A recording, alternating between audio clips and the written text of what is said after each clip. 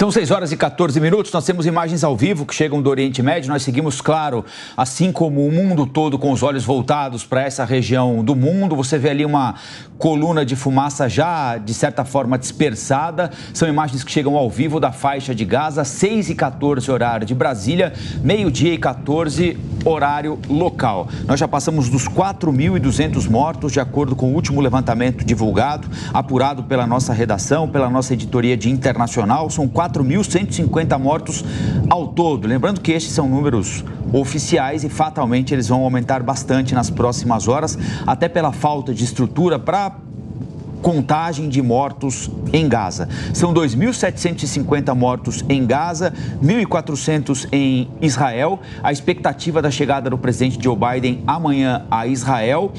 Um avião da FAB deve voltar ao Brasil na quinta-feira com mais repatriados. A aeronave está levando kits, insumos de saúde, kits para purificação de água que devem ser doados na faixa de Gaza, se houver essa possibilidade, se até lá houver acordo para a construção de um corredor humanitário que permita que esse tipo de equipamento de saúde, que purificador de água, chegue a essa população, já que em alguns casos só há água salgada para consumo na faixa de Gaza. Há reportagens hoje que mostram brasileiros dizendo que não há água doce, não há água tratada para consumo em Gaza, já que Israel cortou o acesso à água, segundo essas versões que chegam de Gaza, e só resta, portanto, a água do mar para ser consumida por quem tem muita sede. Enquanto eu falava aqui, deu para ouvir um ou outro estampido. Esse é o som da guerra com o qual, repito, nós estamos habituados já há 11 dias. E tem a expectativa, né, Lívia, da volta ao Brasil de brasileiros que estão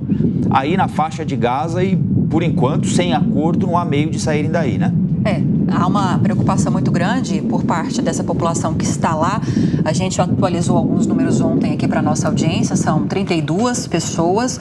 Nesse grupo, a maioria é formada de brasileiros natos. Estão aguardando, alguns estão numa cidade um pouco mais central na faixa de Gaza, outros estão bem próximos ali da passagem de Rafah, só aguardando os últimos trâmites, porque é uma articulação que exige não só uma conversa muito bem afinada, muito bem alinhada com o governo do Egito, que é o país que faz fronteira com a faixa de Gaza por essa passagem de Rafah, mas também é preciso conversar com o governo de Israel, é preciso conversar também com a autoridade palestina e também com Hamas, para que haja um cessar-fogo, para garantir que tanto esses suprimentos, esses insumos que você citou, que estão aguardando para entrar na faixa de Gaza, como também essas pessoas que querem sair e chegarem até o Egito, que toda essa movimentação possa acontecer de forma segura, de forma tranquila. Você mesmo lembrou ontem, né, Colombo, que no caminho muito próximo ali dos brasileiros para chegarem nessa região, bem pertinho ali da passagem de Rafah, houve muitos bombardeios nos últimos dias. Essas pessoas tiveram de aguardar um pouco mais para passarem por essa região. Obviamente que, com tantos suprimentos aguardando para passarem por essa passagem de Rafah e com tantas pessoas, não só brasileiros, querendo passar para o Egito, é preciso que haja segurança nessa área para a formação desse corredor humanitário. Enquanto isso, né, Rafael Colombo, o Conselho de Segurança da ONU segue debatendo. Ontem a resolução da Rússia não foi aprovada e hoje tem a expectativa para a discussão da resolução brasileira, né? É isso. O projeto, a proposta apresentada pela Rússia foi vetada porque a Rússia falava em cessar fogo. E os Estados Unidos não aceitam essa expressão, porque eles entendem que cessar fogo é impedir Israel de responder, e os Estados Unidos entendem que é legítima a resposta de Israel aos atentados terroristas do último dia 7. Portanto, um cessar fogo, segundo os americanos, impede o que eles entendem ser legítimo direito de Israel de se defender. A proposta brasileira procura um meio termo para conseguir. É difícil conseguir, mas, né? A tentativa é livre, como diria o poeta, né?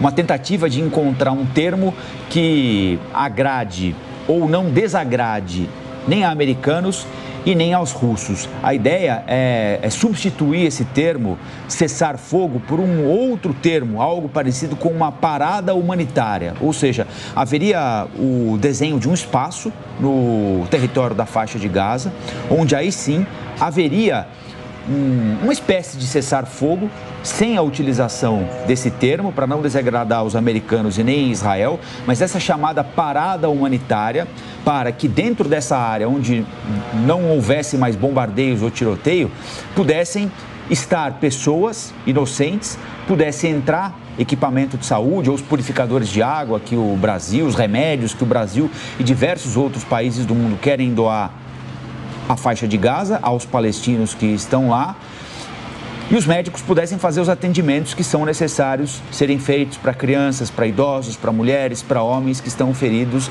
neste momento. Ontem, o texto da Rússia foi vetado, foi recusado no Conselho de Segurança da ONU e hoje esse projeto alternativo apresentado pelo Brasil deve ser votado. É claro que nós vamos acompanhar. E enquanto não há acordo entre os diplomatas, as bombas seguem zunindo e explodindo no céu da faixa de Gaza e algumas delas também em Israel. O grande temor é de que essa guerra se espraie para outros cantos, como a gente está vendo aí na nossa tarde, né, Lívia?